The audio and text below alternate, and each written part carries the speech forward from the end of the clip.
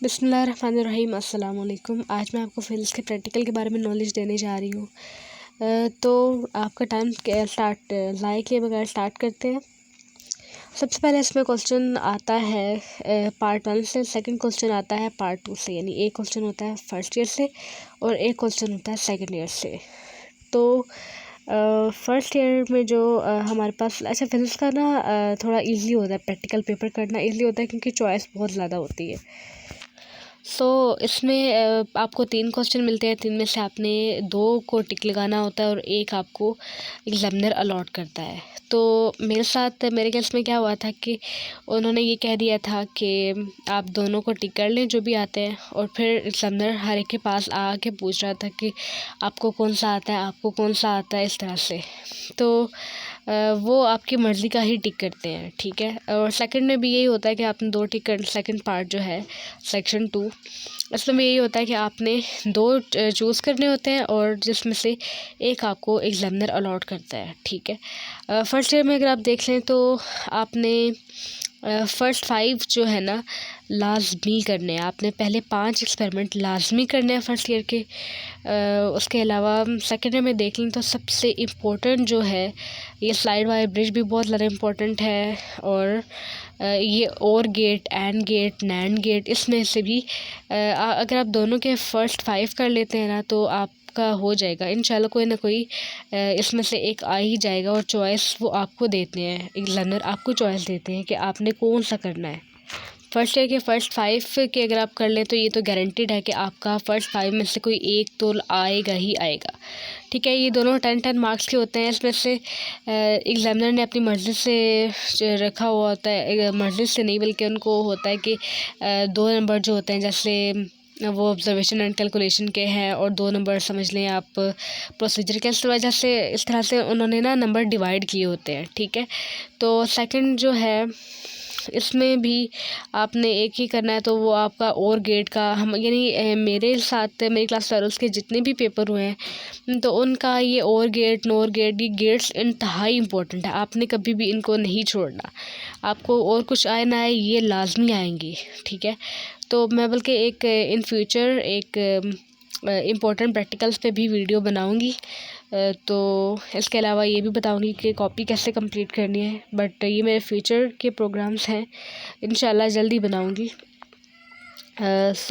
ये सेकंड का ये मेरा पेपर है। ये जो आपको दिखा रही हूँ ना, ये मेरा बाकायदा पेपर है 2023 का मैंने प्रैक्टिकल दिया था। और चीटिंग का अक्सर पूछते हैं, तो चीटिंग फिज़िक्स के पेपर में इतनी ज़्यादा नहीं हुई थी, बिल्कुल नॉर्मल ही था, लेकिन बहुत ज़्यादा स्ट्रिक्टनेस भी रही थी। फिर आपको आता है कि ये आपको याद करने पड़ेंगे। ऐसा नहीं हो सकता कि आप बिल्कुल ही अल्लाह पे छोड़ के चले जाएं। आपने याद करने हैं सेक्शन 1 सेक्शन 2 को के जो एक्सपेरिमेंट्स हैं आपने याद करना है, ठीक है। आगे है ग्राफ्स आ जाते हैं। इन दो में से इसमें भी चॉइस होती है। फिज़िक्स का प्रैक्टिकल बहुत ज़्यादा ईजी इस वजह से ही होता है क्योंकि इसमें चॉइस बहुत ज़्यादा है। पहले भी देखे तो 3 में से एक की चॉइस है, फिर अभी भी 2 में से एक की चॉइस है। तो ये भी ग्राफ भी इजी आते हैं, सिंपल आते हैं। इम्पोर्टेंट ग्राफ्स इम्पोर्टेंट में से यही है कि ग्राफ्स जो होते हैं बहुत ज़्यादा जो कॉम्प्लिकेटेड किस्म के ग्राफ्स होते हैं वो कभी भी नहीं आते। ग्राफ्स हमेशा वो आते हैं जो सिंपल होते हैं। अभी ये भी देख लें, ये वाला इसमें भी ये बिल्कुल स्ट्रेट लाइन ग्राफ है, तो ग्राफ बहुत ज़्यादा इजी आता है। इवन मैं तो ग्राफ याद भी नहीं करके गई थी, मैंने जस्ट देखा और मुझे लगा कि मुझे तो आता है। यानी मैं बाकायदा प्रिपरेशन नहीं करके गई थी कि ग्राफ्स की कि इस तरह से बिल्कुल सिंपल ग्राफ है। ये तो बिल्कुल छोटे बच्चों को भी आता है। तो फिज़िक्स के प्रैक्टिकल के बारे में आप टेंशन ना लें। इसमें ग्राफ्स में भी एक तो चॉइस भी है, ऊपर से ये बहुत ज़्यादा इजी आ रहे हैं। फिर अगर आप इसमें देखें तो इसमें भी ऊपर बहुत ज़्यादा चॉइस है। इसमें से भी अगर आप फर्स्ट 5 कर लें तो इंशाल्लाह आपका कोई मसला नहीं है। इस तरह से आप फुल मार्क्स ले सकते हैं। फिर आगे नोटबुक आ जाती है। नोटबुक में आपको तकरीबन मिल ही जाते हैं फुल मार्क्स। मेरा नहीं ख्याल कि कोई एग्जामिनर नोटबुक में 2 में से 1.5 या 1 लगाता होगा। अब 2 में से कोई मार्क्स की क्या कैलकुलेशन करेगा, इतना स्लंग दिल एग्जामिनर तो नहीं होता होगा ना। तो 2/2 मिल ही जाते होंगे अमूमन। फिर वाइवा वॉस है, तो वाइवा आपसे वो पूछेगा। फिज़िक्स के वाइवा में वो फिजिक्स से रिलेटेड चीज़ें पूछेगा, नेम भी पूछ सकता है, फादर का नेम भी पूछ सकता है, लेकिन जो फिज़िक्स से रिलेटेड चीज़ें होती हैं, सब्जेक्ट से रिलेटेड, वो भी इतनी ज़्यादा मुश्किल नहीं होती है। अमूमन ईज़ी चीज़ें पूछते हैं जो आपको आती होती हैं। सो ये मेरा पेपर था। आप इसमें से देख सकते हैं कि मैंने इन दोनों को टिक किया था, जिसमें से एग्ज़ामिनर ने मेरे से पूछा था कि आपको कौन सा आता है, तो मुझे ये वाला आता था, सो मैंने ये टिक करवाया। और ये पेपर असल में थोड़ा सा मुड़ा थोड़ा मैंने रखा हुआ था, बट मुझे बाद में ख़्याल आया कि जो भी नए बच्चे हैं उनके लिए ये हेल्पफुल साबित हो सकता है, सो मैंने दोबारा इसको सही करके निकाला। अच्छा, सेक्शन 2 में से जैसे आप देख सकते हैं कि मैंने 2 इनको टिक किया है, लास्ट वाला और फर्स्ट वाला। और मैंने ये कहा था कि सर ये प्लीज़ मुझे ये वाला कर दें, तो उन्होंने मुझे ये वाला टिक कर दिया। सो इसमें आपको परेशान होने की ज़रूरत नहीं है ज़्यादा।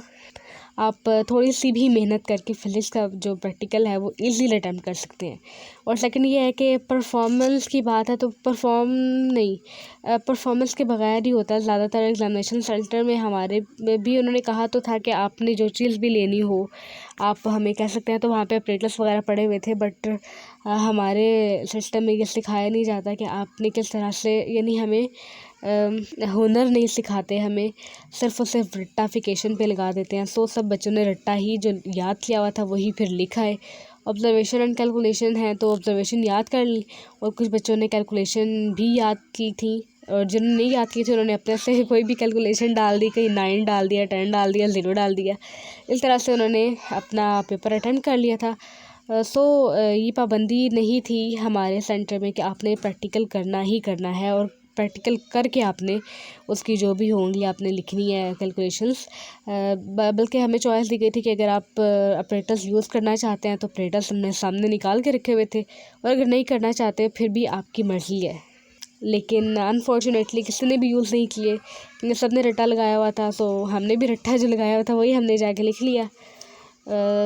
ये मेरा पेपर है, और ये जितने भी तीनों 6 के 6 प्रैक्टिकल्स हैं ना, आपने ये लाजमी करके जाना है, क्योंकि ये इंतहाई इम्पोर्टेंट है और रिपीटेड है, और ये पेपर आपने लाजमी करके जाना है। हो सकता है कि इसमें से भी आ जाए, क्योंकि पास्ट पेपर में से बहुत ज़्यादा पेपर आता है।